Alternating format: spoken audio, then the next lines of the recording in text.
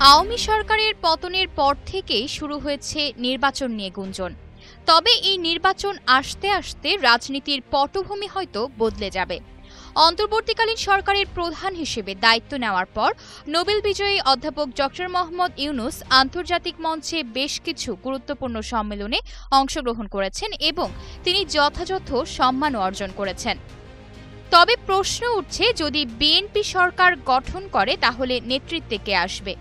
জনমত থেকে উঠে আসছে একটি নতুন রাজনৈতিক কনফিগারেশন। তারেক রহমান হতে পারেন প্রধানমন্ত্রী আর ডক্টর মোহাম্মদ ইউনূস হতে পারেন রাষ্ট্রপতি।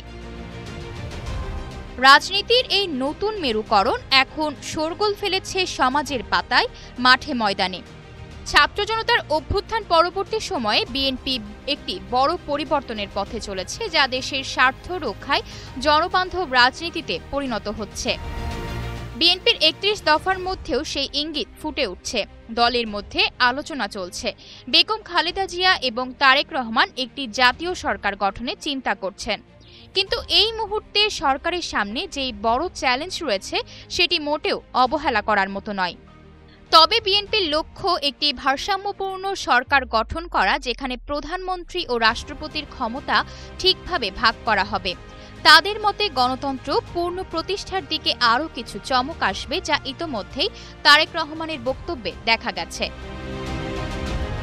ডক্টর ইউনূসের আন্তর্জাতিক গ্রহণযোগ্যতা এবং জনগণের মধ্যে তার জনপ্রিয়তা এই রাজনৈতিক সমীকরণে একটি বড় ভূমিকা রাখছে।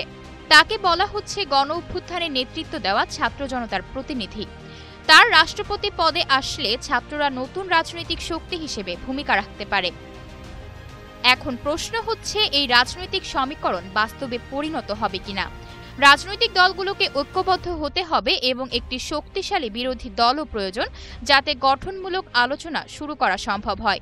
সবার আগে বাংলাদেশ এই স্লোগানে গণজাগরণের সূচনা হয়েছে। এখন সবাই তাকিয়ে আছে, বিএনপি কি সত্যিই একটি নতুন বাংলাদেশের সম্ভাবনা নিয়ে আসবে? বিএনপির এই নতুন রূপরেখা বাস্তবায়িত হতে গেলে বিএনপি কিভাবে সাহসিকতা এবং উদার দৃষ্টিভঙ্গি নিয়ে রাষ্ট্র পরিচালনা করতে পারে সেটি বড় প্রশ্ন। যদি তারা দলীয় পক্ষপাতিত্ব বাদ দিয়ে দক্ষ ও গ্রহণযোগ্য নেতৃত্ব নিয়ে একটি গণতান্ত্রিক রাষ্ট্র পরিচালনা করতে সক্ষম হয়, তবে এই রাজনৈতিক কনফিগারেশন কেবল গুঞ্জন নয়, হয়ে উঠবে একটি নতুন বাংলাদেশের সম্ভাবনা। সুতরাং আগামী দিনের রাজনীতি কেমন হবে তা সময়ই বলবে। কিন্তু এই নতুন রাজনৈতিক মেরুকরণে আসছে এক নতুন সম্ভাবনা। আয়েশা অর্থী, নিউজ ডেস্ক, গ্লোবাল টেলিভিশন।